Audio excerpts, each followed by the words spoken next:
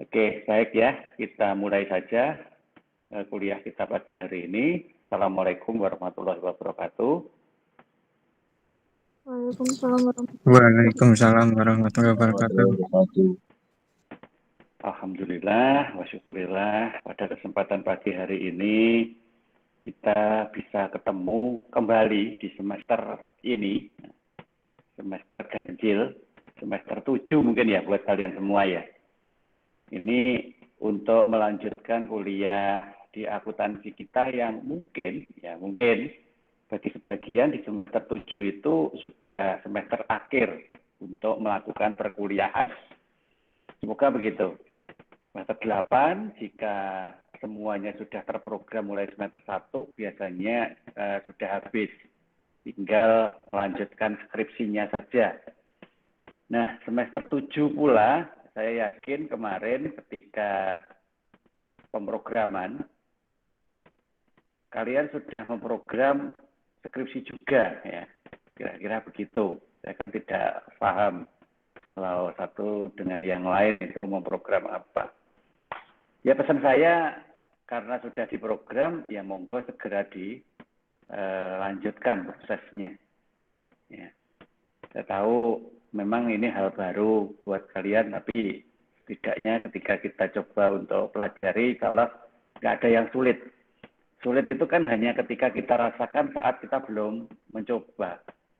Ketika nanti sudah mencoba, dan saya yakin karena kalian sudah dikondisikan dari awal, mulai semester 1 untuk mengarah ke sana, ya tentunya yang sulit itu bukan di materinya, tetapi menumbuhkan niat awalnya.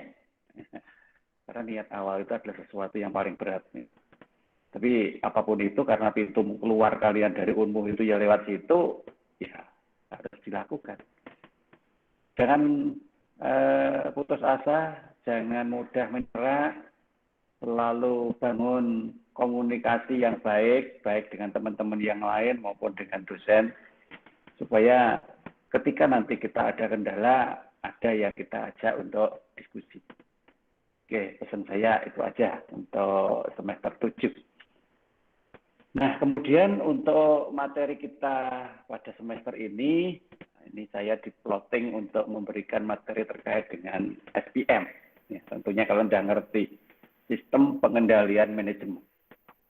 Sebenarnya SPM itu masih melanjutkan dari materi kita kemarin di manajemen biaya. Materi manajemen biaya kemarin kita lebih banyak mengarah ke aspek biaya, ya, cost, tentang pengelolaan cost-nya.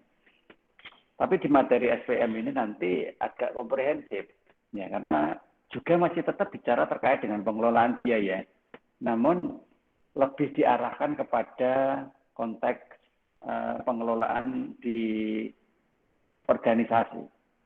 Jadi tidak sekedar fokus pada satu aspek biaya saja, namun nanti lebih mengarah kepada bagaimana implementasinya dalam sebuah organisasi.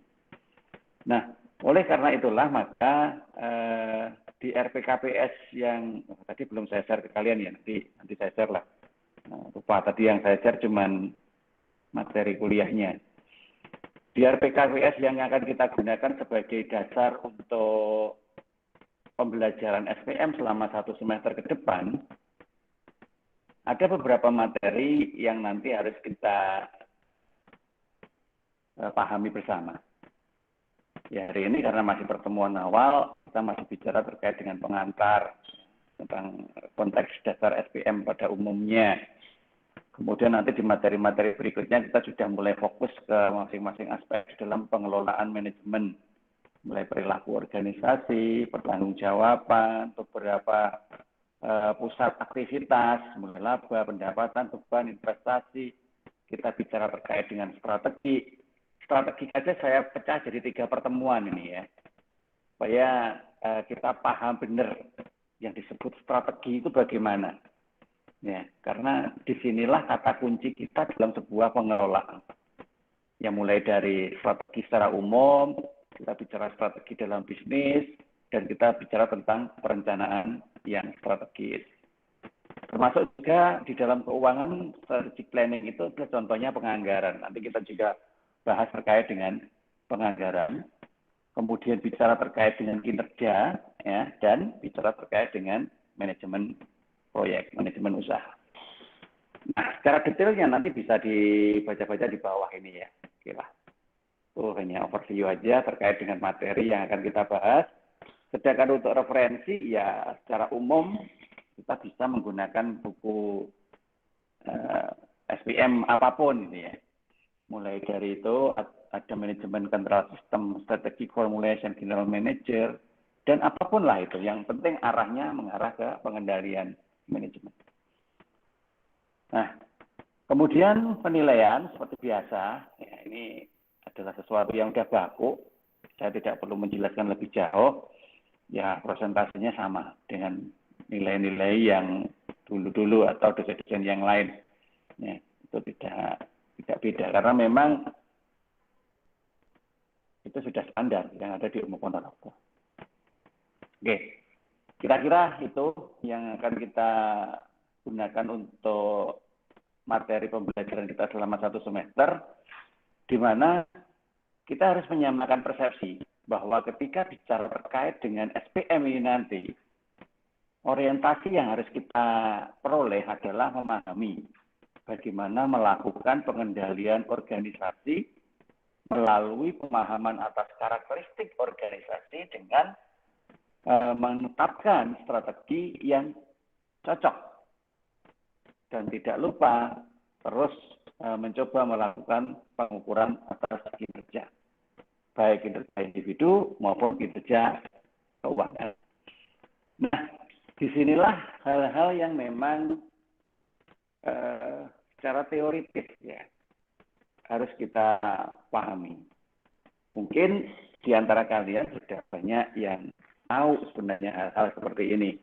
Namun mungkin tahunya itu masih ya berdasarkan apa yang kita lihat, ya berdasarkan apa yang kita temui di dalam konteks keseharian.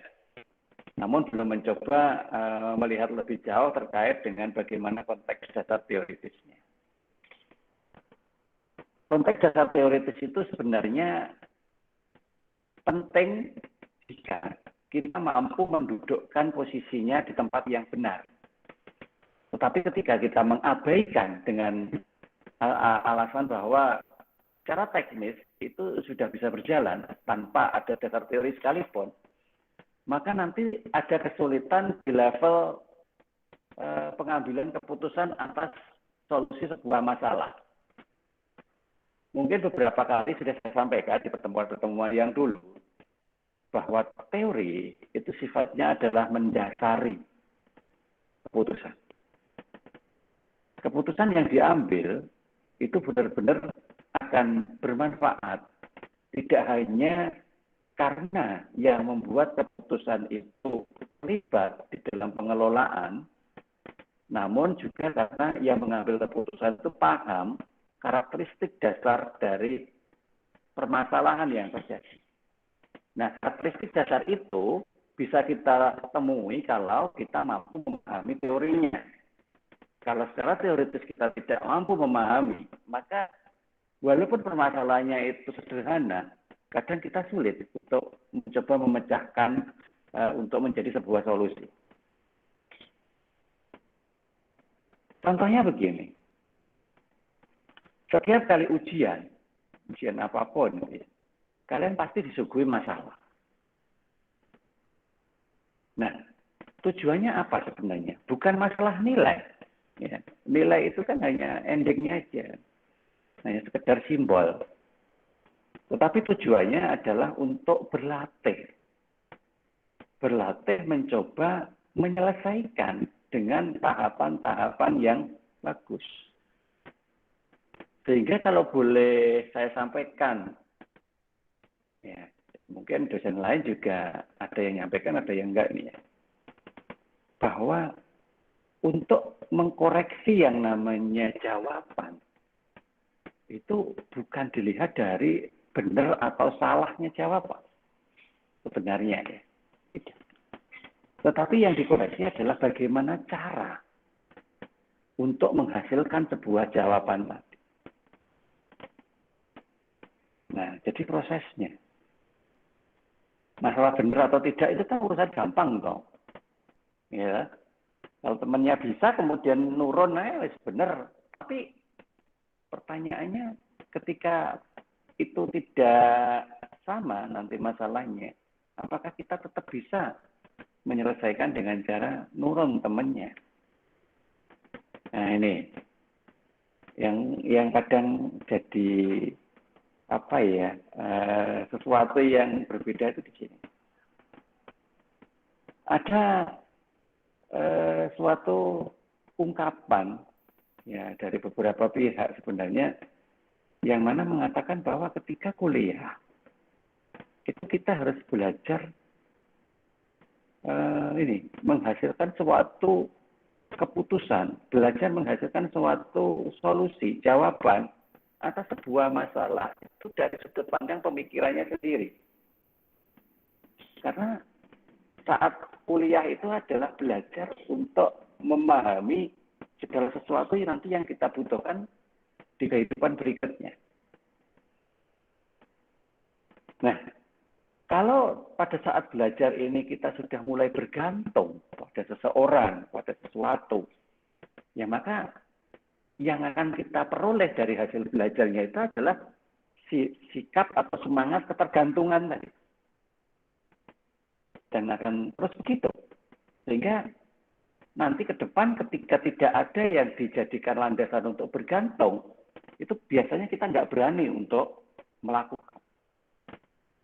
Padahal secara kodratnya manusia itu kan lahir itu sendirian.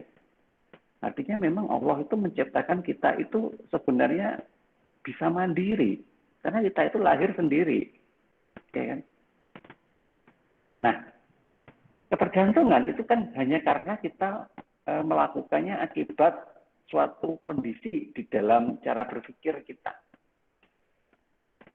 Nah, oleh karena itulah maka ketergantungan itu bukan kok dilarang, tetapi harus ditempatkan pada situasi yang tepat. Di mana saatnya kita memang harus berpikir secara mandiri, apapun itu hasilnya. Karena justru dengan kita menemukan hasil yang real, itu kita bisa mengukur potensi diri kita sebenarnya sampai sejauh mana. Jadi kalau memang perlu diperbaiki, nanti ya diperbaiki. Nah, jadi jangan takut untuk menghasilkan sesuatu yang tidak tepat. Justru takutlah ketika yang kalian hasilkan itu benar, tetapi bersumber dari pemikiran orang. Kenapa? Ya karena itu tadi akan menyebabkan suatu ketergantungan. Tapi lain cerita loh ketika pada saat skripsi. Kalau saat kuliah itu, bicaranya bisa memperoleh informasi itu dari teman. Tetapi ketika skripsi, kenapa kok justru malah sendiri-sendiri? Padahal saat skripsi itu justru dianjurkan untuk berkomunikasi dengan yang lain. Nah, ini kebalik lah sebenarnya. Dengan berkomunikasi dengan yang lain, akhirnya nanti akan menghasilkan sesuatu yang seragam. Tetapi ingat, yang diseragamkan hanya pola. Nah itu. Di sini tidak. Dibuatkan buku panduan keuangan, buku panduan bimbingan, buku panduan skripsi, sampai skripsinya berakhir, bukunya masih bagus. Ya bukti kalau jarang dibuka, atau mungkin malah belum pernah dibuka. Nah terus gimana? Ya, kita itu mengikuti sesuatu yang ya satu sisi gitu. Nah oleh karena itu kadang terjadilah sesuatu yang berakibat pada lamanya proses dalam skripsi itu sendiri. Padahal ketika kita mencoba memahami dari sisi yang sudah pernah terjadi, ya sudah kita ikuti polanya, kita buat seperti itu, maka minimal tinggal konten aja yang perlu disesuaikan. Karena konten masih beda. Nah, disinilah sebenarnya hal-hal yang di semester akhir ini perlu diperhatikan. Pak Arif cerita berdasarkan dari apa yang ditemui kepada mahasiswa semester akhir. Nah, oleh karena itulah, sekali lagi saya sampaikan, coba kita melakukan sesuatu itu pada tempatnya masing-masing. Mumpung kita masih dalam suasana belajar. Sebab nanti kalau suasananya itu sudah menuntut kalian harus mampu, ya, dan akan berimbas pada gaji, berimbas pada karir, maka sudah kecil sesuatunya itu seperti pada situasi belajar. Dan ketika kalian itu tetap belajar pada situasi seperti tadi, ya nggak ada masalah, baik-baik aja. Cuman mekanisme belajarnya jadi beda. Nah, sama-sama belajar, maka kita mencoba melakukannya itu mulai dari saat masih kuliah. Sehingga nanti kita bisa membuat formulasi masing-masing untuk tetap mempertahankan semangat belajar itu walaupun kondisinya sudah berbeda. Nah, inilah bekal yang bisa saya titipkan ke kalian untuk menapai jenjang akhir di S1 Akuntansi Unmu Ponorogo.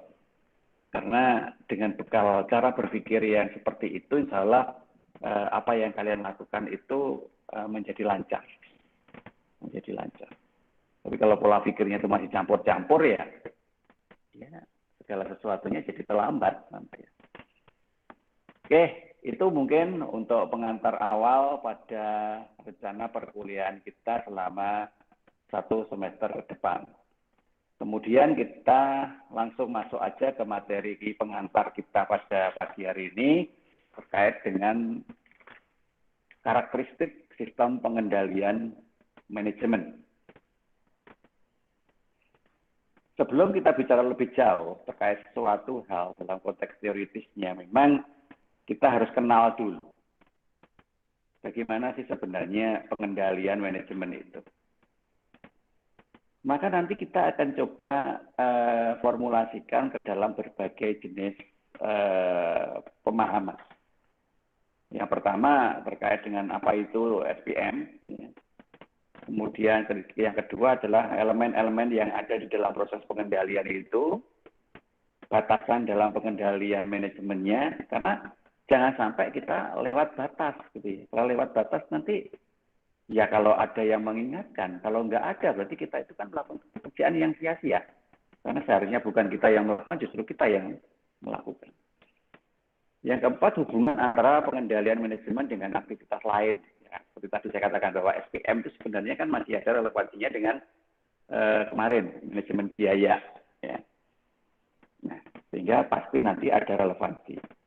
Kemudian yang kelima adalah kerangka kerja implementasi dari sebuah strategi. Strategi itu perlu diformulasikan. Setelah jadi formulasinya, disebut dengan nama strategic planning. Nah, strategic planning itu pasti di dalamnya ada semacam roadmap-nya. Ya. Yang strategi seperti ini saya lakukan pada saat ini. Pada saat yang berikutnya nanti strateginya begini. Nah, terus akan terjadi. Kuliah itu sebenarnya butuh strategi, tapi saya nggak tahu kalian membuat strategi atau enggak untuk perkuliahan itu, atau sekedar easy going gitu aja. Ya. Nah, itu yang saya tidak tahu. Tetapi coba nanti ketika skripsi, buatlah sebuah strategi. Mumpung ini masih awal. Ya. Bagaimana caranya membuat sebuah strategi supaya di dalam skripsi itu nanti tidak mengalami kesulitan. Soalnya kalau kesulitan, nanti kan ya repot juga akhirnya. Kadang harus tanya sana, tanya sini, tetapi yang ditanya juga bodoh ngerti nih. Gitu. Nah, sehingga akhirnya membuat keputusan sendiri. Ya, begitu kemudian dikomunikasikan dengan pembimbing, terjadilah sebuah permasalahan. Nah, seperti itu. Makanya kalau dengan strategi yang tepat, insya Allah hal-hal itu semua bisa dihindari. Nah, kemudian metodologinya dalam pengendalian manajemen, bagaimana metode yang kita pakai. Nah, kalian jangan berpikir bahwa ketika strategi kita diterapkan, nggak perlu lagi metode. Oh ya salah, beda. Strategi itu kan kerangkanya. Sedangkan metodologi adalah caranya. Nah, kalau ya, nggak bisa disamain. Dan yang terakhir nanti bicara terkait dengan bagaimana kita mengendalikan yang namanya tugas. Tugas yang disebut di sini adalah job description. Kalian mahasiswa akuntansi.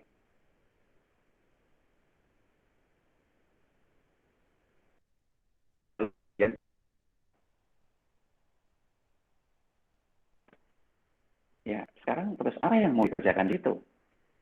Jangan berpikir mengerjakan sebuah pekerjaan itu antara satu tempat dengan tempat yang lain itu sama. Enggak. Karena budaya kerjanya beda, budaya organisasinya beda.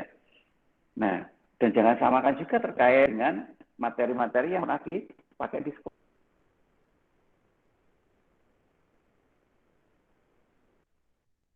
Mampu melakukan pengendalian di situ supaya tidak bingung di awal. Ya, kalau bingung di awal kan terlihat bahwa kapabilitas kita dipertanyakan, gitu ya. Wong awal wis bingung.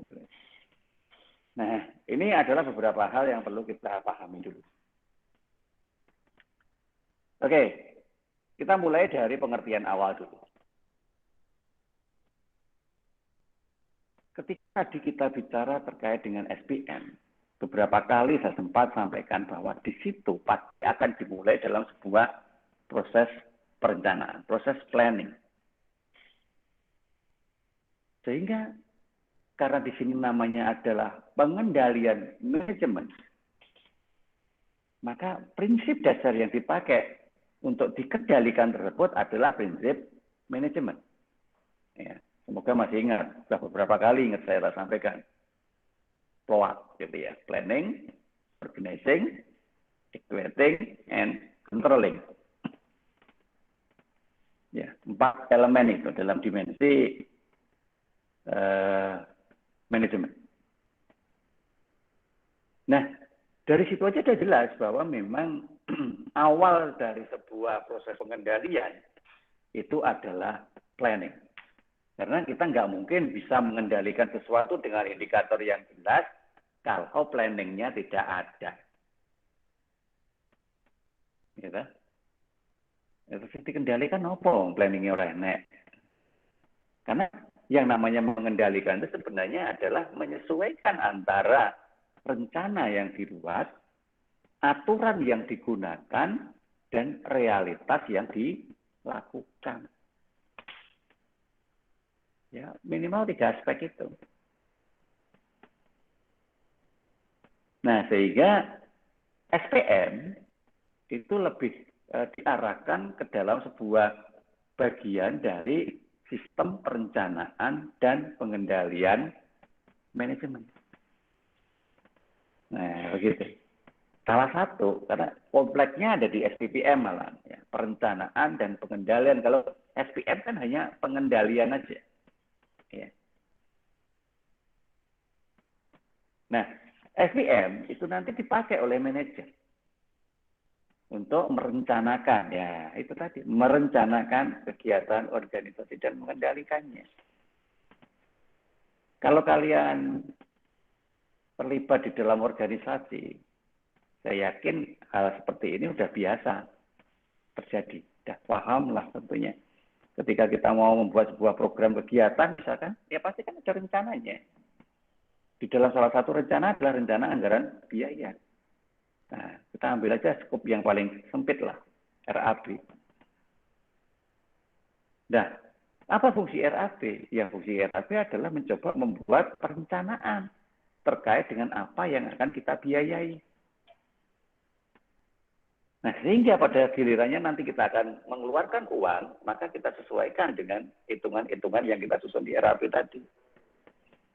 Sehingga tidak ada lagi yang namanya pengeluaran sak butuhe.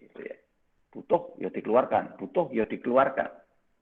Nah sekarang kalau tidak berbasis perencanaan, siapa yang menjamin kalau uang itu nanti cukup sampai pada akhir program? Nah seperti itu ya. Nah oleh karena itu pasti dimulai dari perencanaan. Nah perencanaan itu nanti dipakai untuk mencoba melihat, tadi direncanakan berapa, digunakan berapa, ada selisih atau tidak, kalau ada kenapa. Nah itulah yang kita sebut dengan nama pengendalian. Nah, sehingga pada prinsipnya di dalam SPPM nanti ada 3 elemen utama. Nah, mulai dari perumusan strateginya, pengendalian manajemennya, dan pengendalian operasional. Ya. Perumusan strategi itu ada di planningnya.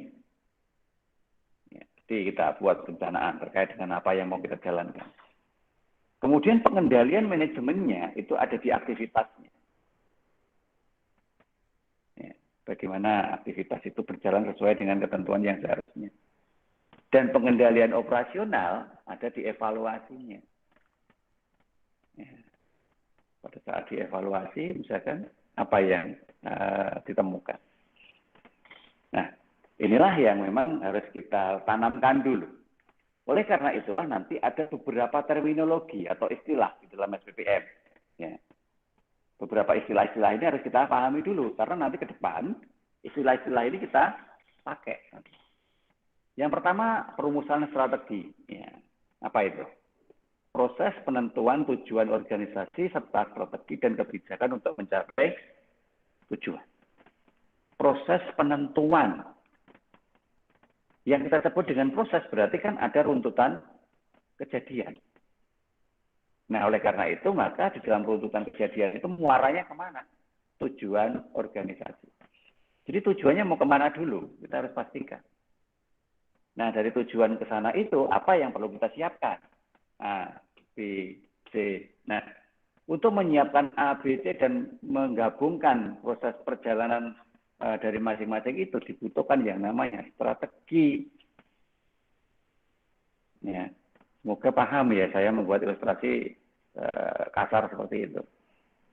Nah, misalnya skripsi tadi, saya sudah program nih, ya skripsi, oke, semester 7 udah jalan. Terus saya mau apa? Nah, itu harus muncul itu. Nah, saya mau apa? Itu adalah proses penentuan tujuan. Saya mau melakukan proses penyusunan skripsi tepat waktu. Oke, tujuan pertama. Tujuan kedua, saya akan membuat rumusan tema. Nah, tujuan ketiga, tema yang saya buat mengarah kepada apa? Misalkan akuntansi keuangan. Nah, itu adalah sebuah tujuan. Tujuannya harus jelas dulu. Nah, kemudian kalau tujuannya udah jelas, terus piye carane kita nanti bisa menempuh sebuah proses ya untuk mencapai tujuan itu. Cari informasi, apa sih sebenarnya yang harus dilakukan ketika skripsi itu? Oh, daftar dulu. Oke, daftar apa syaratnya? Cukupi. Oke, selesai daftar ngapain? Oh, pengajuan judul ke siapa? Pembimbing 1. Udah ditentukan belum pembimbingnya? Belum. Kalau belum berarti berhenti dulu. Selesaikan aja sampai di proses yang itu tadi, mendaftar. Oh, sudah keluar. Oke, siapa? Oh, Pak A, Pak B, Bu A, Bu E, B. Nah, udah temui. Temui. Ya, apa aja yang perlu dibawa ketika mengajukan judul. Nah, kalau perlu, nah, strateginya begini. Ya. Kita biar bisa sekali kita mencoba memproses, ya strateginya kita membawa beberapa jenis, misalkan. Oh, ini judul temanya akuntansi keuangan, ini judul temanya pajak, ini judul temanya akuntansi syariah. Nah, nanti kita akan coba mana yang kira-kira paling memungkinkan untuk digunakan. Ya, coba kalau strateginya cuman apa ala kadarnya, ya. Wah, macam judulnya berapa boleh? 1, ya sudah bawa 1 aja. Bawa 1. Nah, kemudian ketika itu tidak diterima, ya berarti kan gagal hari itu. Tidak ada opsi yang lain. Opsi berikutnya baru muncul nanti kalau kita sudah menemukan lagi. Tidak golek meneh, butuh waktu seminggu, 2 minggu, 3 minggu, sebulan. Nah, lagi oleh, ngajaknya meneh, ditolak lagi, sebulan lagi, ya habis waktunya. Kenapa? Tidak ada strategi. Itu namanya easy going. Ya, segala sesuatu yang terjadi dalam sebuah rangkaian proses yang jelas aturannya, ya usahakan melakukannya dengan strategi, jangan easy going. Ya kalau easy going, Allah juga easy aja ngelihat kalian. Ayo satir mula sampai karepmu, karepmu. Nah, Allah kan mungkin secara tidak langsung ngomong begitu. Nah, oleh karena itulah maka Yang menjadi formulasi utama adalah tujuan. Apa itu tujuan? Tujuan adalah sesuatu yang ingin dicapai dengan keberadaan atau eksistensi organisasi itu. Tujuannya mau ngapain? Nah, kalau kita bicara sekarang terkait dengan organisasi, berarti adalah sekumpulan orang yang bekerja sama untuk mencapai tujuan atau beberapa tujuan. Yang jelas, tujuan itu harus diformulasikan di awal. Sehingga semua pihak yang ada di situ itu mempunyai tujuan yang sama. Nah, kalau tujuannya udah beda-beda kan ya bubar organisasinya. Ya kan? Mana ada organisasi yang solid kalau masing-masing punya tujuan yang beda. Nah, karena memang kumpulan orang yang bekerja di situ itu mencapai satu atau beberapa tujuan yang sudah disepakati. Nah, sehingga nanti dalam penerapannya memerlukan strategi. Nah, strategi adalah kesatuan rencana organisasi. Nah, kesatuan rencana, makanya dibuatkan yang namanya SOP, Standar Operasional Prosedur. Ya, tanpa ada batas waktu tertentu dan bersifat luas dan umum yang diperlukan untuk mencapai tujuan organisasi. Nah, jadi yang namanya strategi itu sebenarnya nggak ada expirednya. Dan tidak ada yang namanya suatu hal yang sifatnya baku. Karena strategi itu bisa di-adjustment setiap saat. Ya. Kalau memang situasinya udah beda, ya udah kita sesuaikan lagi. Ya. Karena apa? Karena di dalam strategi itu nanti banyak atau dipenuhi dengan kebijakan. Ya, jadi jangan berpikir bahwa strategi itu sesuatu yang sifatnya baku, ya tidak. Boleh kok kita itu kemudian mengubah-ubah ya sesuai dengan kondisi. Nah, karena memang di situ ada kebijakan. Kebijakan adalah pedoman pelaksanaan atau aturan-aturan untuk mengarah pada tindakan dalam organisasi. Jadi kebijakannya itu tidak tak karpe dewe, gitu ya. Kebijakannya itu tetap harus melihat tentang ketentuan yang berlaku. Jadi jangan sampai membuat kebijakan di luar dari ketentuan, ya karena itu nggak bisa dijalankan. Jadi ya kan balik meneh sesuai dengan ketentuannya. Nah, seperti itu ya. Nah, ini terminologi yang pertama. Kemudian terminologi berikutnya terkait dengan masalah pengendalian. Pengendalian adalah proses untuk mengarahkan seperangkat variabel. Ya, variabelnya bisa mesinnya, bisa humannya, bisa aktifannya, perlengkapan yang menuju pada suatu arah atau tujuan tertentu. Nah, ini proses untuk mengarahkan. Kalau ditunjuk untuk mengarahkan, tentunya yang mengarahkan itu kan sudah harus jelas dulu arahnya. Ya kan? Bagaimana bisa mengarahkan kalau yang dipercaya untuk mengarahkan aja arahnya nggak jelas. Nah, kejelasan arah itu melihatnya dari mana? Ya, aturan dan ketentuan tadi. Aturan seperti apa? Ketentuannya bagaimana? Nah, berarti arahnya ke sana. Nah, sehingga apa yang kita perlu lakukan untuk mengarah ke sana? Nah, itu tadi butuh strategi. Nah, sehingga yang mengarahkan itu harus secara komprehensif memahami sebuah proses. Ya. Nah, kenapa kok harus begitu? Karena nanti di dalam pengendalian itu akan dipenuhi dengan berbagai macam cara atau metode, prosedur yang nanti bisa mempengaruhi anggota organisasi itu untuk melaksanakan strategi dan kebijakan secara efektif dan efisien. Kalau sekedar hanya mengarahkan kemudian jalan, tetapi tidak efektif atau tidak efisien, justru menemukan masalah baru.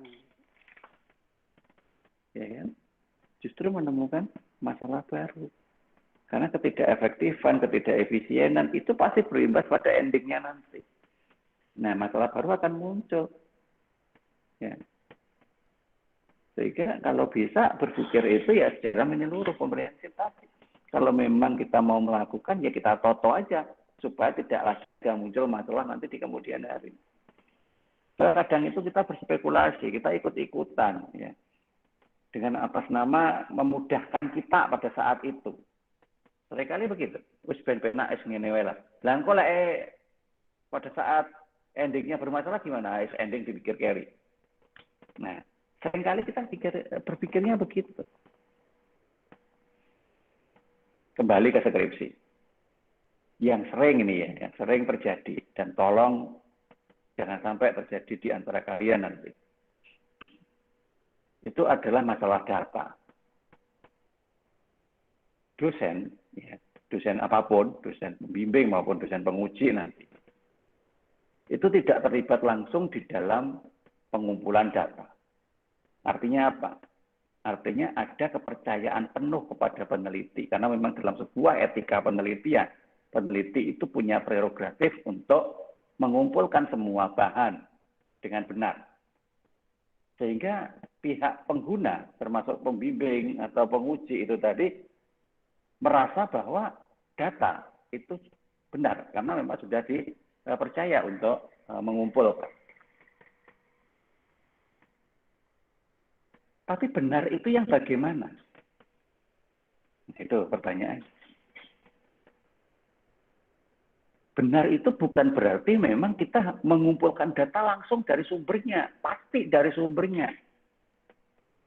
Bukan juga. Karena kalau hanya dari sumbernya aja kadang tidak cukup. Ya kan? Kadang kita harus mengembangkan. Nah, oleh karena itulah, maka untuk bicara terkait dengan data, pastikan memang data itu bisa diolah. Itu yang benar. Bisa diolah.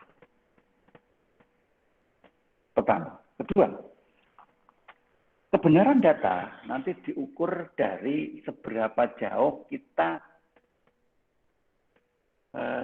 mengkondisikan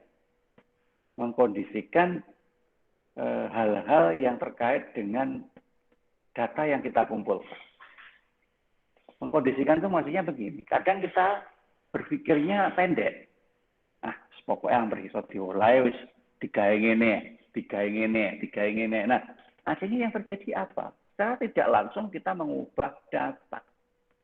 Dan itu yang paling tidak diperbolehkan dalam sebuah penelitian, yaitu mengubah data. Nah, itu mending. Ada juga yang begini. Datanya ngene lah. Hasilnya apapun kan ya itu temuannya.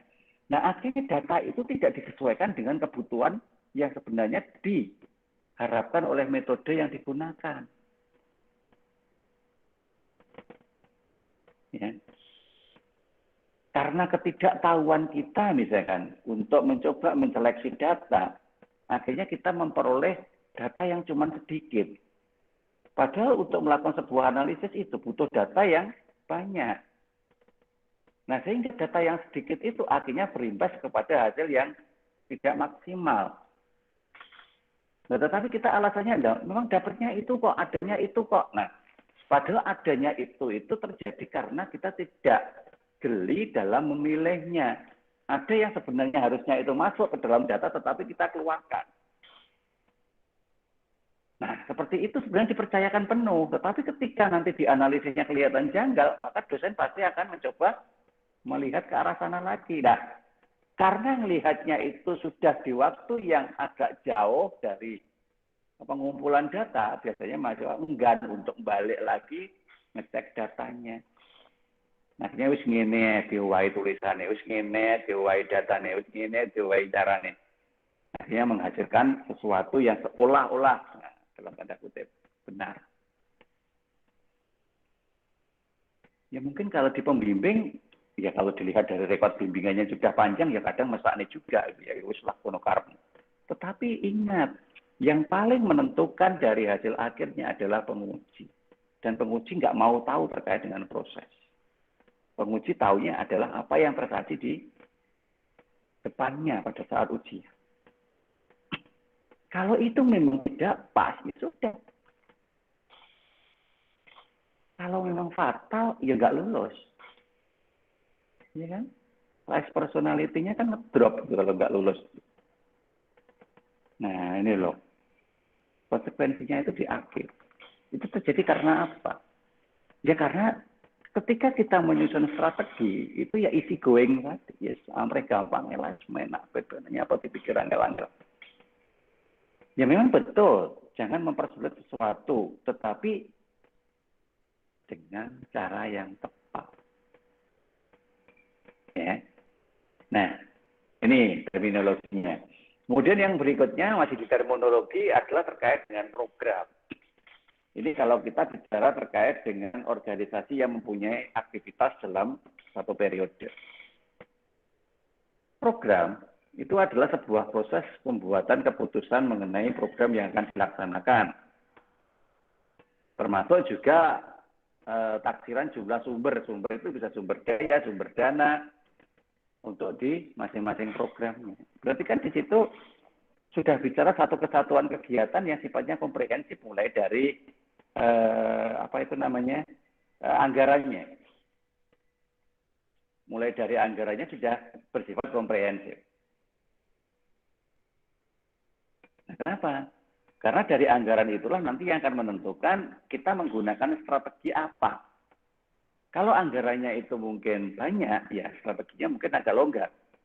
Tetapi kalau anggarannya itu sempit, ya strateginya juga harus seketat mungkin. Nah, pengetatan anggaran.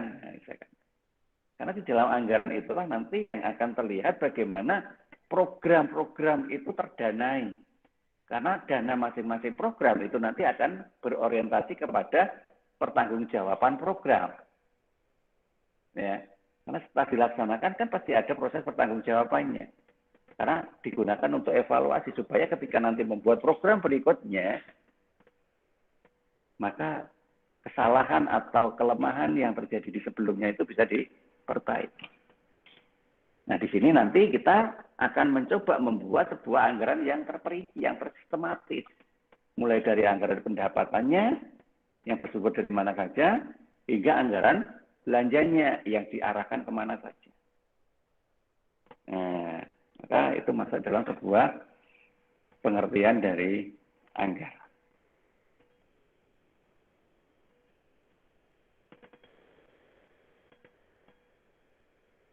Oke ya, bisa dipahami ya sampai di terminologi ya. Nah, karena di dalam terminologi inilah nanti yang akan kita pakai untuk berpikir. Nah, berpikir pertama kalinya adalah tentang hierarki. Ya, bagaimana hierarkisnya?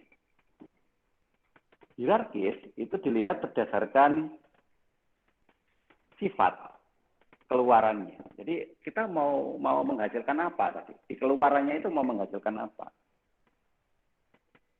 Ya. Nah, oleh karena itulah maka nanti kita bisa konsepkan dalam bentuk piramida seperti itu. Jelas yang pertama kali dilakukan adalah planning, ya, di dalam perencanaannya. Di situ nanti perlu dirumuskan. Kita mau pakai strategi macam apa? Strategi A, strategi B, strategi C. Yang diformulasi berdasarkan tujuannya, kebijakannya, dan jenis strategi yang akan kita pakai. Nah, kelihatan kan? Di situ, pertama kali yang harus kita tentukan di dalam planning, itu sudah langsung ke strateginya. Maka cobalah kita belajar melakukan hal seperti ini. Yang disampaikan Pak Arif kali ini, kalau memang hanya sekedar didengarkan, ya los gitu aja, bablas gitu ya. Tetapi maksudnya adalah ngajarin kalian untuk mencoba melakukan sesuatu yang akan membawa nama baik kalian itu sesuai dengan status ya sekarang mahasiswanya atau sebentar lagi sarjananya. Jangan sampai nanti ada ungkapan di masyarakat, sarjana kok kayak gitu. Nah, cuma lulusan B. Nah, itu masih ke bawah-bawah loh. Lulusan ngendi. Maka itu nanti bisa jadi generalisasi untuk semuanya. Berarti lulusan Unu Ponorogo itu kaya ngono kuwi toh. Nah, iya kan? Niat kalian itu sebenarnya tidak akan menjelekkan alma mater, tetapi yang terjadi adalah memunculkan opini di masyarakat pada sebuah turunnya nilai sebuah alma mater. Hanya gara-gara apa? Gara-gara ketika kalian diajarin, los gitu. Ya memang yang saya sampaikan semuanya normatif. Tetapi yang saya sarankan adalah dari normatifnya itu kalian tandain. Ya, tandain aja mana yang itu bisa saya pakai. Insya Allah apa yang saya sampaikan itu berbasis realitas. Karena malah saya sedikit mendasari teori. Teori itu hanya kerangka untuk mencoba menjelaskan realitas. Nah, ketika strategi itu sudah ada, sudah dirumuskan, maka strategi jelas harus diimplementasikan.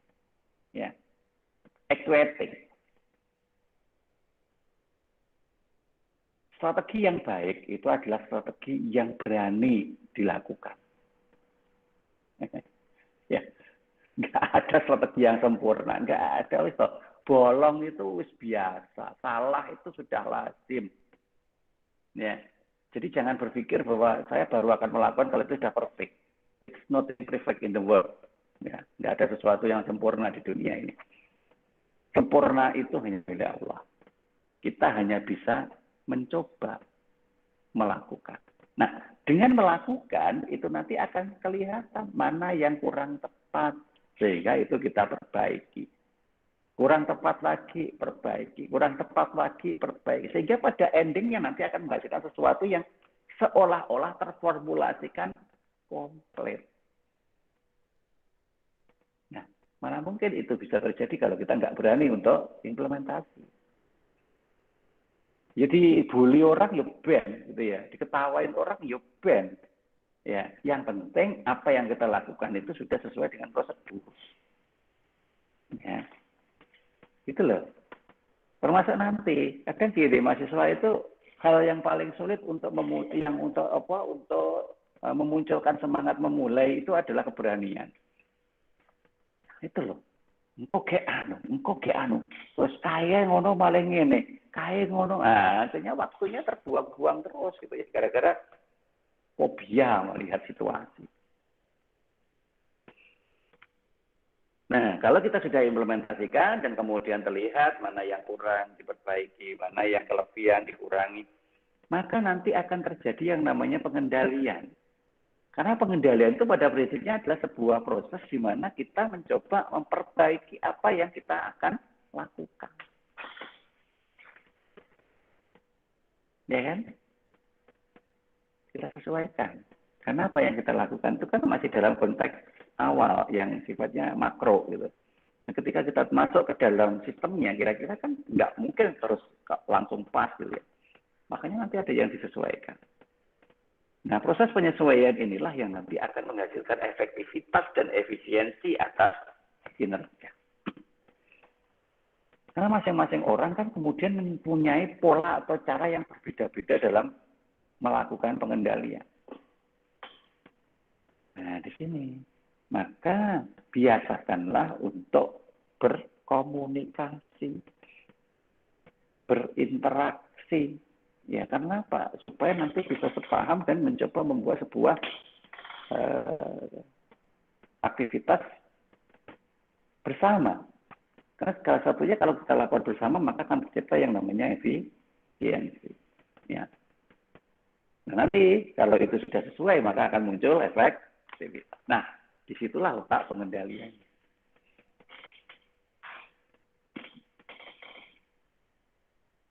Nah, dari rumusan yang awal seperti ini tadi, kalau kita sudah bisa memahami, maka kita akan masuk ke dalam sebuah formulasi yang utuh. Di dalam kerangka SPPM ini adalah kondisi yang utuh. Mulai dari faktor yang berasal dari eksternal hingga sesuatu yang ada di dalam internal. Yang di awal tadi saya katakan itu hanya satu bagian aja di sini. Di kelompok perumusan strategi. Ya, masih di sini. Yang mayoritas di sini. Padahal nanti itu harus jalan untuk mampu menghasilkan sebuah pengendalian manajemen. Dan juga menjadi sebuah pengendalian operasional. Nah, oleh karena itulah maka dimulai dari planningnya, ya. Ini kita bicara secara internal dulu ya. Eksternal itu sifatnya adalah sesuatu yang ada di luar kita, ya. Di luar kita itu ya kalau memang cocok ya kita pakai, kalau enggak ya sudah biar aja. Nah, tapi kita anggap itu ada. Namun nggak perlu terlalu kita perhatikan dulu. Kita fokus orientasikan kepada internalnya. Ya. Di dalam perumusan strategi kita mulai dari sasaran dan tujuan.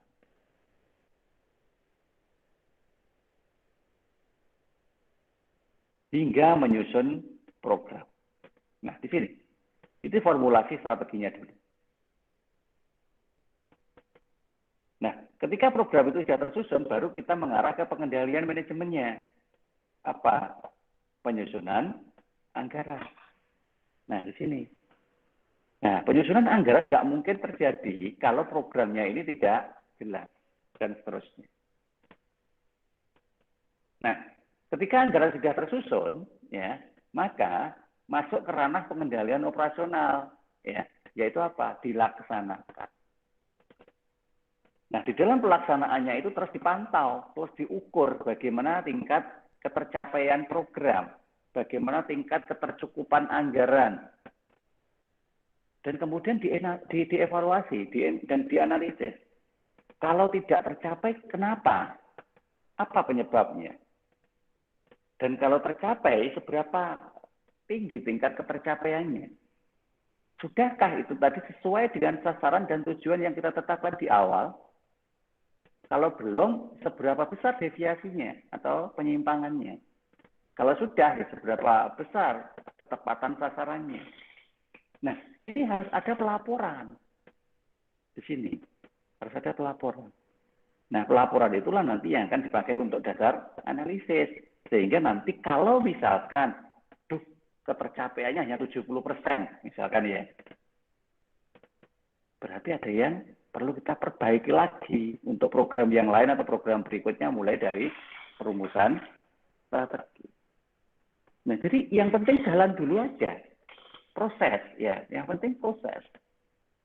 Karena kalau tidak berproses dan hanya menunggu sampai menghasilkan rumusan yang baik, nggak akan ada selesainya. Karena waktu itu nggak pernah berhenti. Nah, ini yang harus kita pahami. Ya. Nah, sekarang kita kembali ke konteks teoritis-teoritisnya lagi. Mulai dari pengertian sistem pengendalian manajemen menurut beberapa referensi, ya ini Anthony, Durden, Bergford.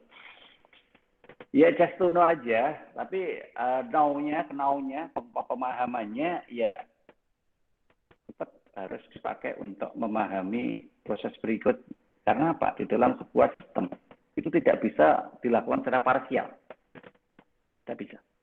Sistem itu adalah rangkaian. Jadi ketika kita mencoba memahami secara parsial, itu sebenarnya hanya untuk menguatkan di satu sisi, tapi tugas kita berikutnya tetap harus menggabungkan beberapa pemahaman itu tadi dengan rangkaian yang ada di dalam sistem itu. Ya. Jadi jangan kok kemudian hanya memahaminya secara parsial. Oh, repot untuk orang dipakai. Ya.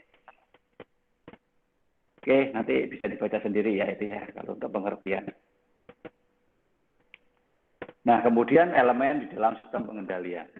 Ya, ada elemen itu indikator. Yang pertama ada yang namanya detektor atau sensor atau pelacak. Ya, kalau saya membuat istilah seperti ini jangan semata-mata diterjemahkan dalam sebuah kiasan yang fisik ya. Ya, karena kadang-kadang kita bicara detektor, bicara sensor itu adalah sesuatu yang sifatnya fisik. Oh enggak ini, enggak fisik. Oke, sebentar off dulu.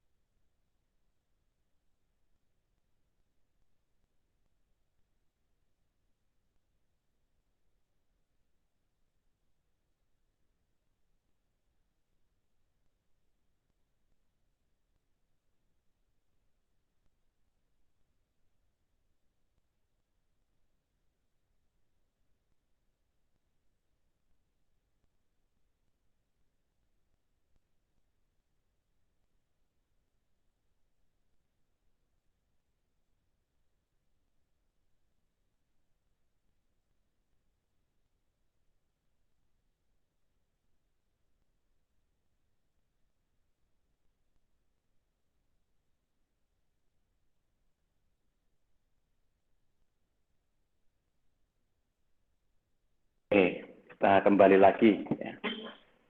Harga taming. Oke, baik, kita lanjut ya. Maksudnya bukan secara fisik, artinya begini.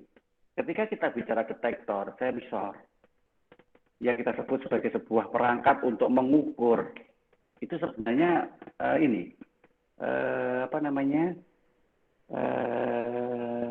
sebuah indikator.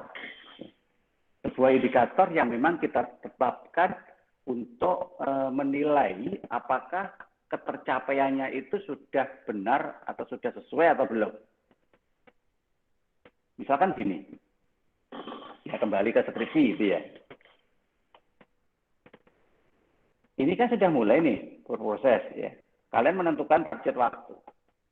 Ini bulan September, bentar lagi Oktober. Kalian tetapkan, berarti akhir Oktober. Misalkan gitu ya. Akhir tanggal 30 Oktober misalkan begitu. Saya sudah harus mendapat judul. Saya sudah harus menyusun proposal. Nah, itu indikator yang kita tetapkan. Terus kemudian anggaplah proposal itu kan nanti harus disetujui 2 dosen pembimbing nih. Anggaplah dosen pembimbing 2 yang pertama kali nanti kita akan gunakan untuk pengajuannya butuh waktu 1 bulan. Berarti kapan? November. Ya. Akhir November harus sudah disetujui pembimbing 2. Nah, terus pembimbing 1 nih, kapan? Akhir Desember harus sudah disetujui pembimbing 1 dan saya sudah seminar proposal kalau nanti ada. Kemudian mengerjakan skripsi. Berarti November 2021 sudah harus mengerjakan skripsi. Dengan pembimbing 2. Ya. Katakanlah Desember, Januari, akhir Januari, skripsi bab 1 sampai 5 harus selesai dengan pembimbing 2. Kemudian Februari dengan pembimbing 1. Nah, misalkan seperti itu. Sehingga akhir Februari saya sudah harus ujian. Nah, misal seperti itu. Itu adalah indikator. Nah, detektornya ada di mana? Detektornya ya mulai dari indikator pertama. Kalau tadi kita katakan Oktober, kita sudah harus dapat judul, ya kita lihat pada bulan Oktober itu apa capaian kita. Loh, kok judulnya udah ngejok nih. Nah, sensornya harusnya sudah jalan ini. Berarti aku sudah ketinggalan ini.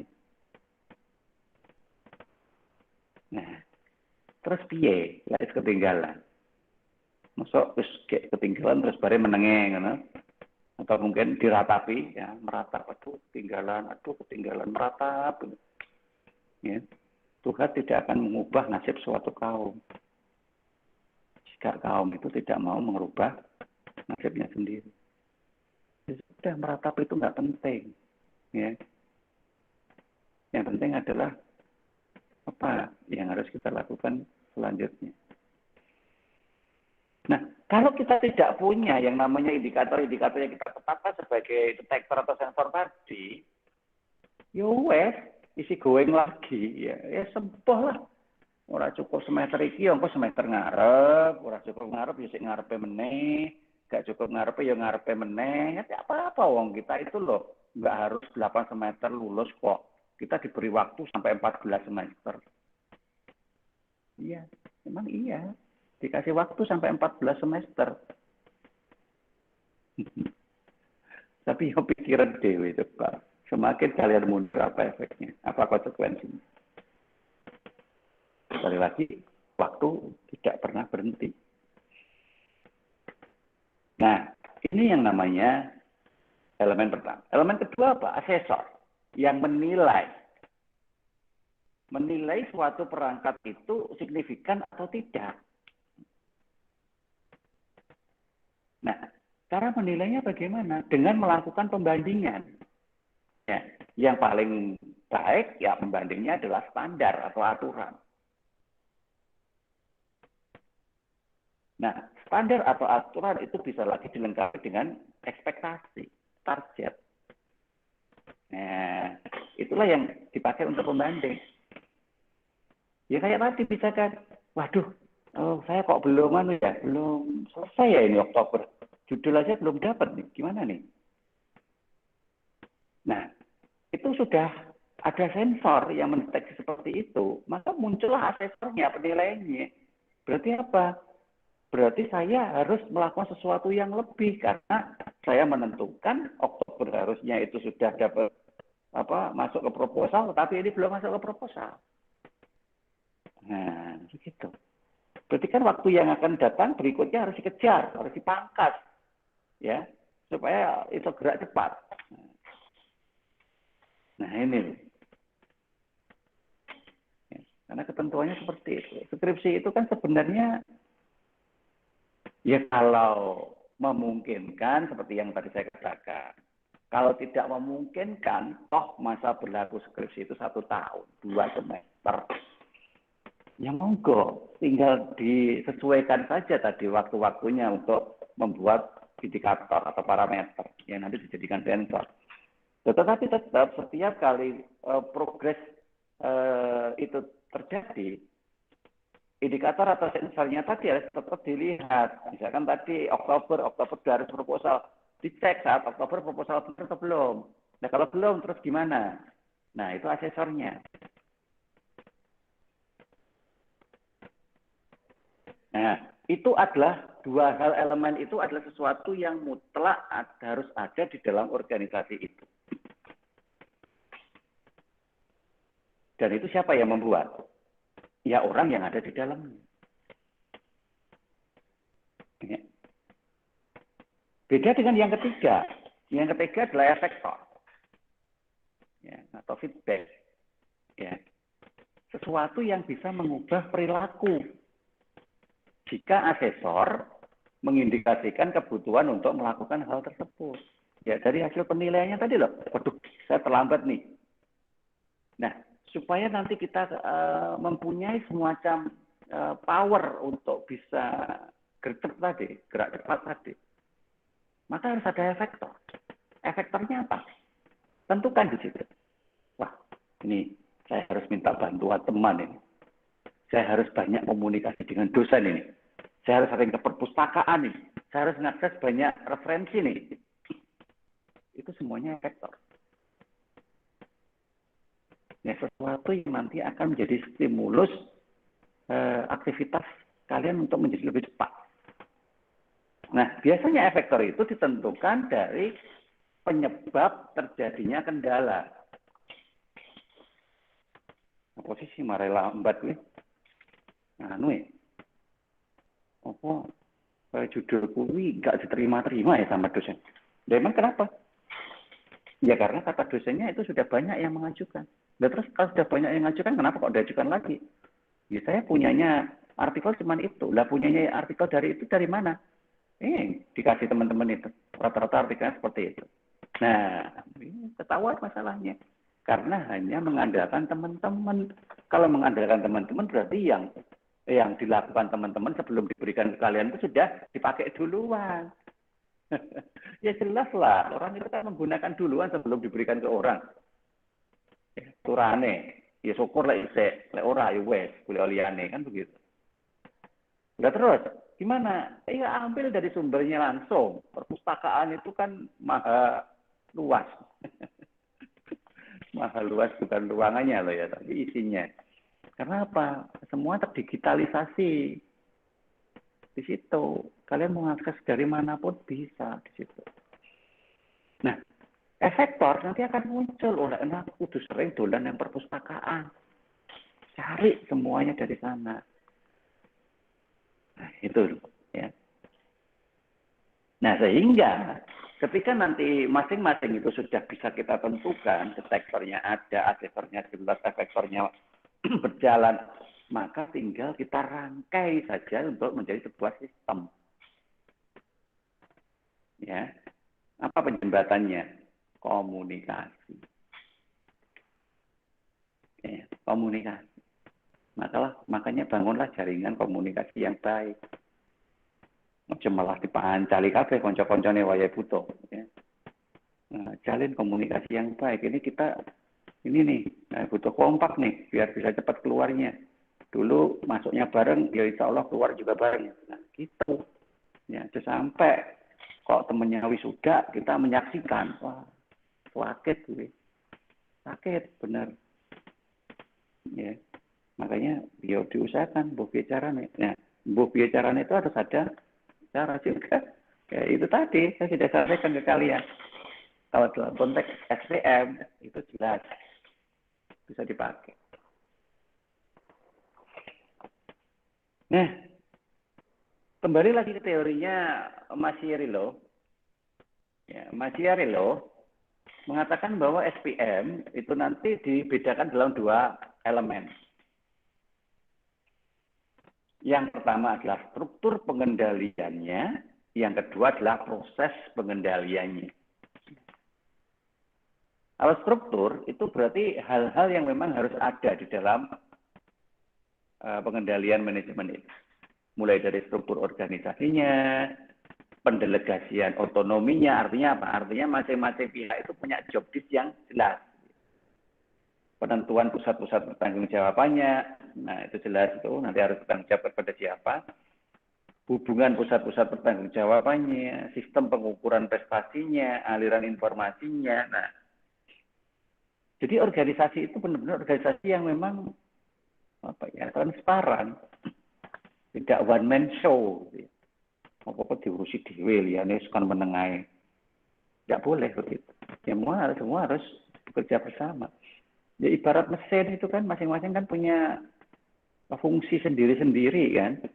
Satu fungsi aja mandek ya menyebabkan fungsi yang lain terganggu. Nah, seperti itu. Makanya kita harus pastikan fungsi itu berjalan bersama.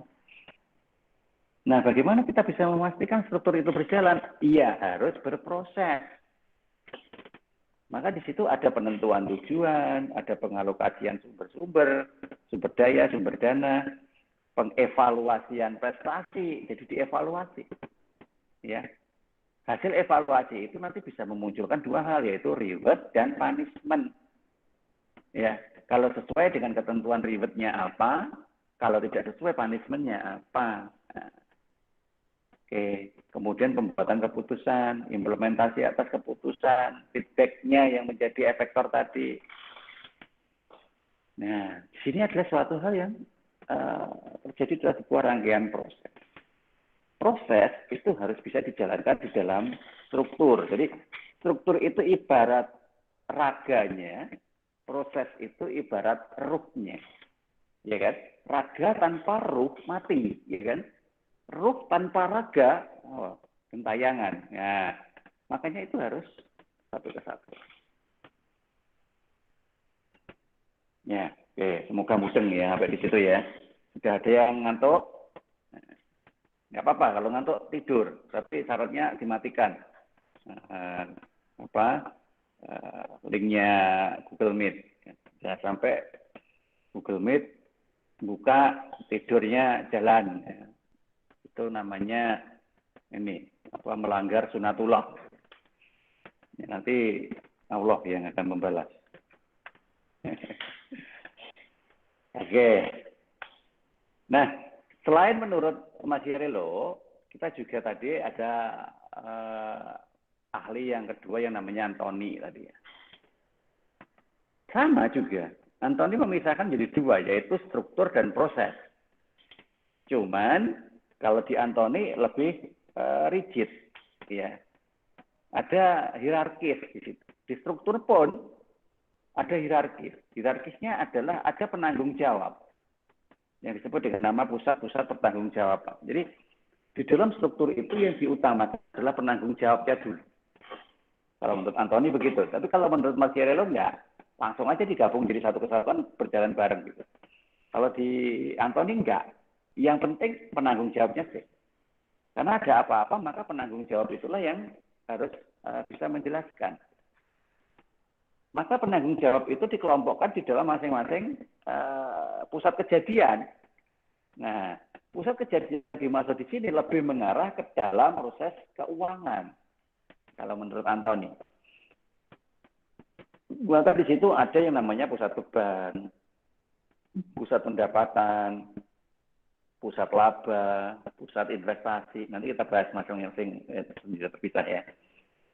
Yang mana aktivitas-aktivitas di masing-masing pusat itu dikendalikan oleh pusat pertanggungjawabannya. Nah, pusat pertanggungjawaban itulah nanti yang akan menjadi kunci dalam proses perjalanan di struktur pengendalian. Nah, sehingga yang ada di dalam proses pengendalian itu lebih mengarah kepada tindakan yang dilakukan oleh manajer yang ada di pusat-pusat pertanggungjawaban tadi. Ya. Ketika masing-masing pusat itu mempunyai aktivitas sendiri-sendiri, maka aktivitasnya itu bisa ditentukan berdasarkan tindakan-tindakan yang dilakukan oleh para manajer itu tadi. Mulai dari penyusunan program, penyusunan anggaran, pelaksanaan dan pengukurannya, dijalankan ya, kemudian dievaluasi dan dilaporkan serta dianalisis. Lengkap ya. Planning, organizing, sweating, and controlling. Nah, itu jadi satu kesatuan. Nah, itu kalau menurut Antoni seperti itu. Nah, oleh karena itulah, maka ketika kita melakukan aktivitasnya, tetap kita harus tahu sejauh mana sih sebenarnya hak dan kewenangan kita atas aktivitas di dalam organisasi itu. Jangan melebihi dari ketentuan batasan yang ditentukan. Nih, di mana batas pengendalian manajemennya? Terletak antara formulasi strategi dan pengendalian tugas. Ini. Jadi tadi kan kita sudah terlibat nih dalam penyusunan strateginya, ya kan? Strategi itu kan justru arahnya mengarah ke tujuan. Nah, di dalamnya ada proses. Ya sudah, masing-masing proses itu tadi kan sudah dideskripsikan ke dalam masing-masing bagian. Dijobdiskan ke masing-masing bagian. Ya sudah, kalau bagian kita ada di keuangan, ya itu yang akan dijalani. Nah, itu disebut dengan nama pengendalian tugas.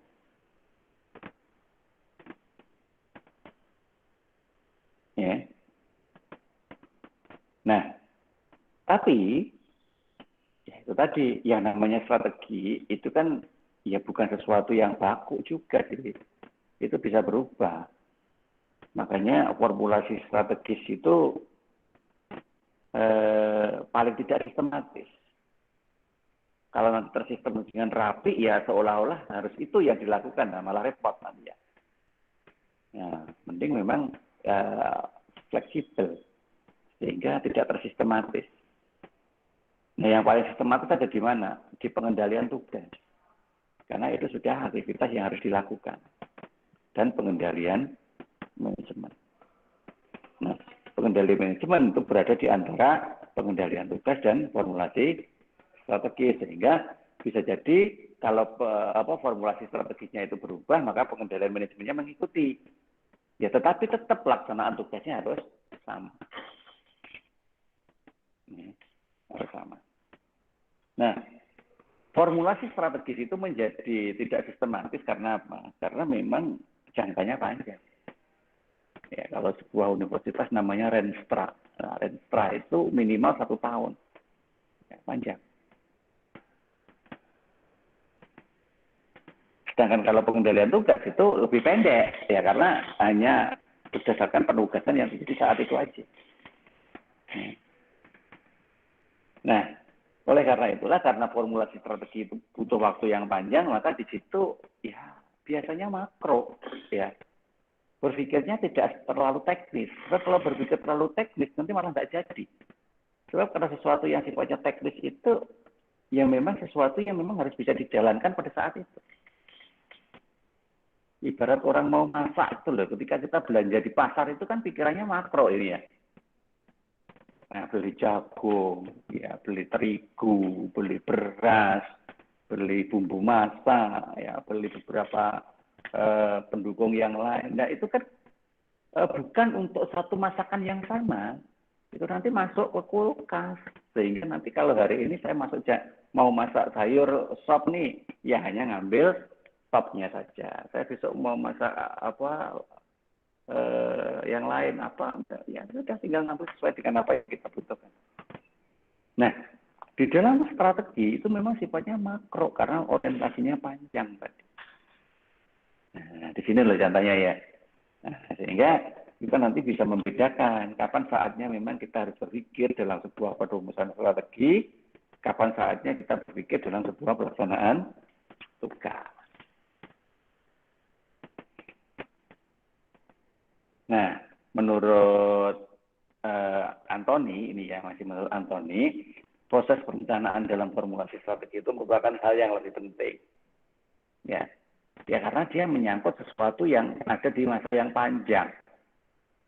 Proses pengendalian merupakan hal yang lebih penting lagi. Ya, karena apa?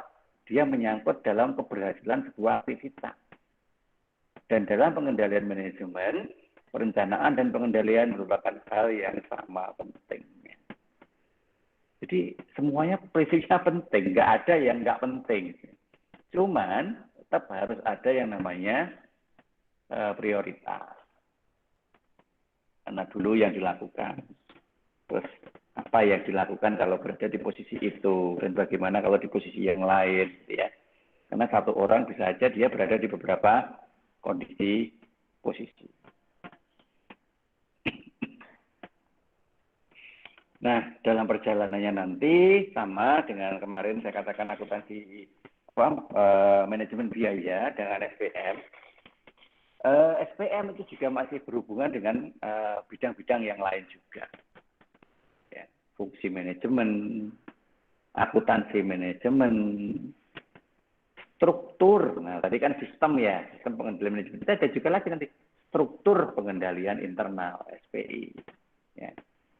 Dan juga dengan audit. Ya.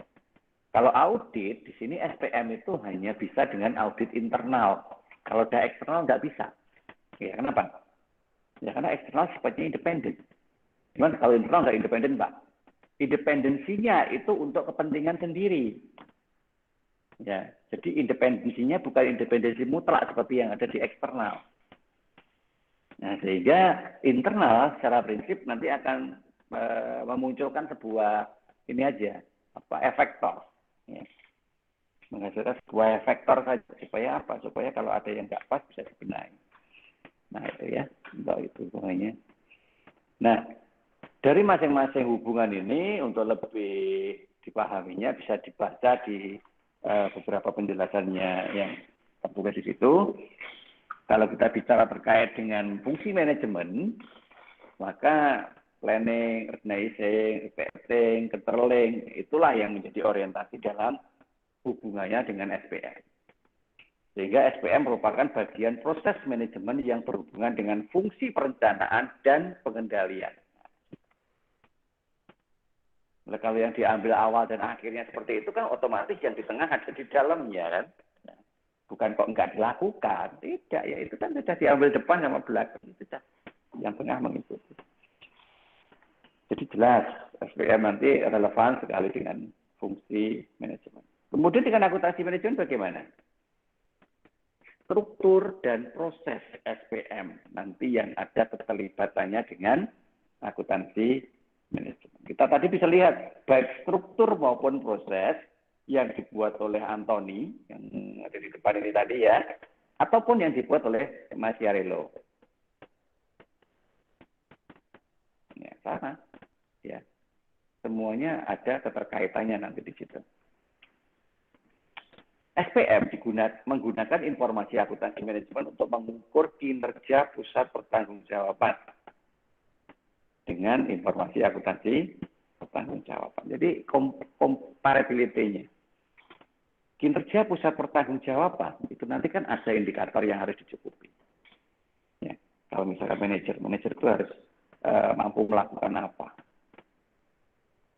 Nah, yang dilakukan oleh manajer itu kan pasti salah satunya berhubungan dengan anggaran biaya.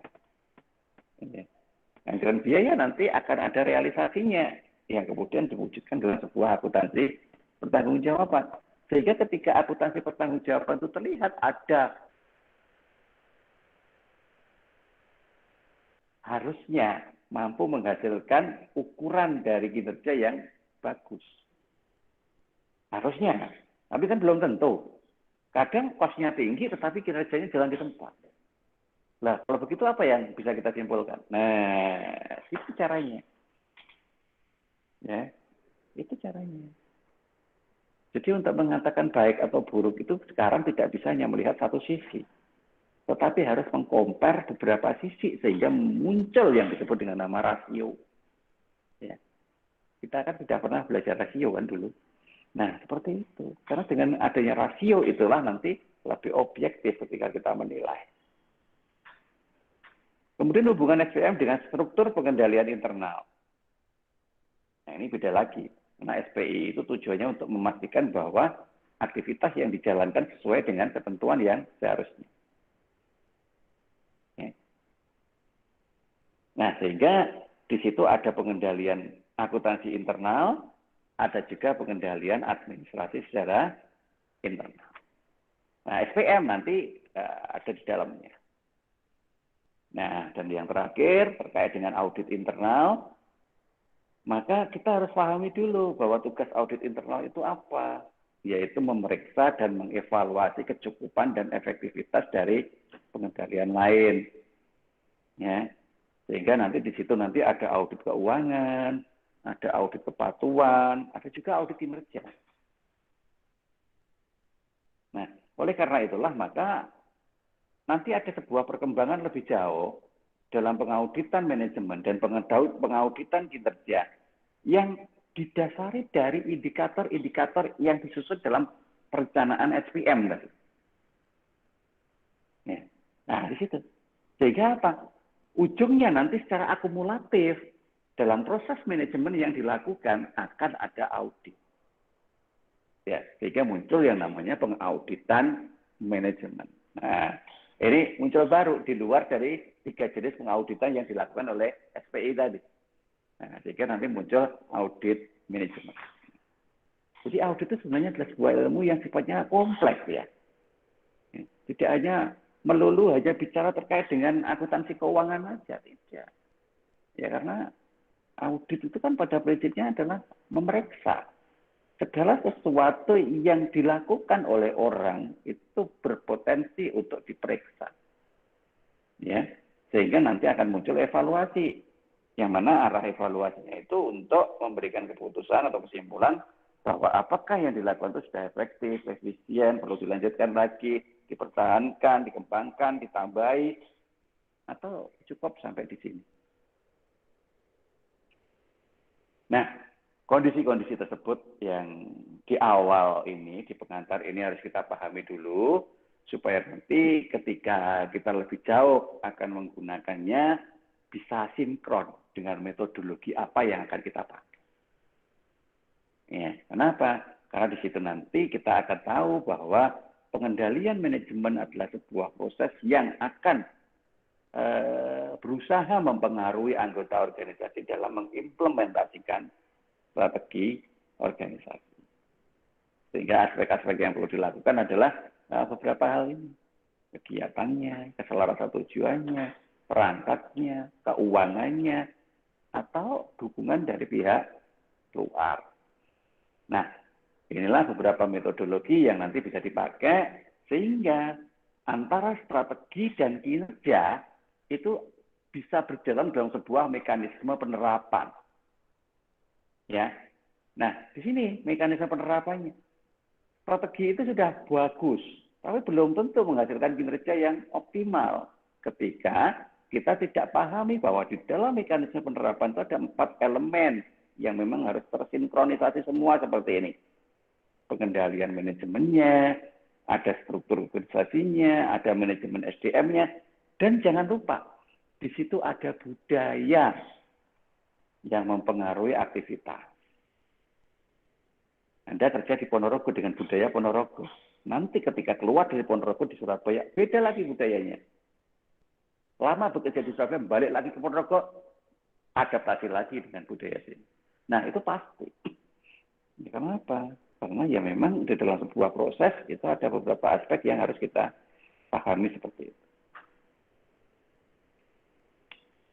Nah, hal-hal yang saya sampaikan tadi, endingnya apa? Endingnya supaya di dalam pengendalian tugas ini nanti bisa maksimal. Pengendalian tugas adalah proses untuk memastikan bahwa tugas yang spesifik dilaksanakan secara efektif dan efisien. itu ending efektif dan efisien. Nah, bagaimana indikatornya? Lebih orientatif pada sebuah transaksi. Transaksi itu bukan masalah uangnya loh ya, tapi aktivitas yang dilakukan berdasarkan kegiatan yang seharusnya dijalankan. Nah, sehingga sebagian besar yang ada di dalam organisasi itu baru bisa kita nilai ketika tugas yang dijalankan itu bisa dikendalikan dengan benar. Oke, mungkin begitu yang bisa kita bahas pada kesempatan pagi menjelang siang hari ini. Bagi yang ngantuk, silahkan bangun lagi. Ini sudah selesai. Bagi yang tadi berpikir keras atas apa yang saya sampaikan, oke, kita cooling down dulu, kita redam dulu. Yang penting apa yang saya sampaikan bisa dipahami, bisa diterima. Jika misalkan kita belum bisa melogikakan dalam sebuah realitas, itu wajar. Karena memang kalian belum terlibat di dalamnya. Tapi insya Allah, kalau misalkan kalian mampu untuk membuat gambaran realitas yang nanti kira-kira terjadi atas apa yang saya ceritakan, itu akan lebih baik lagi. Artinya kalian sudah siap untuk aktivitas-aktivitas yang nyata. Oke, begitu. Mungkin ada pertanyaan. Monggo, silakan.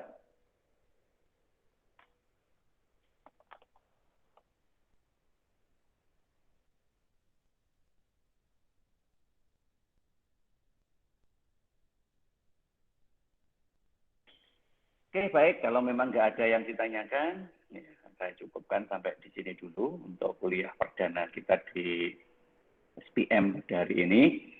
Next week, insya Allah kita ketemu di jam yang sama, di tempat yang sama. Mohon maaf, kita masih belum bisa ketemu secara fisik, ya.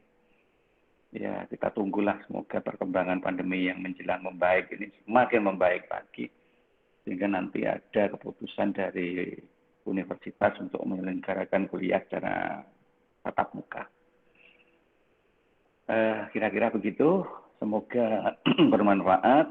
Saya cukupkan sampai di sini dulu kuliah kita pada hari ini. Tetap jaga semangat, ya. Tetap jaga motivasi, tetap jaga kesehatan. Pekerjaan kalian menjelang lulus ini semakin banyak. Artinya sikap yang kalian lakukan untuk mengimbangi waktu menjelang kelulusan kalian harus semakin tertata. Jangan sampai sikap-sikap yang lama itu tetap kita pertahankan sehingga menyebabkan kesulitan bagi diri kita di akhir nanti. Oke. Mungkin begitu, saya akhiri. Assalamualaikum warahmatullahi wabarakatuh. Waalaikumsalam warahmatullahi wabarakatuh.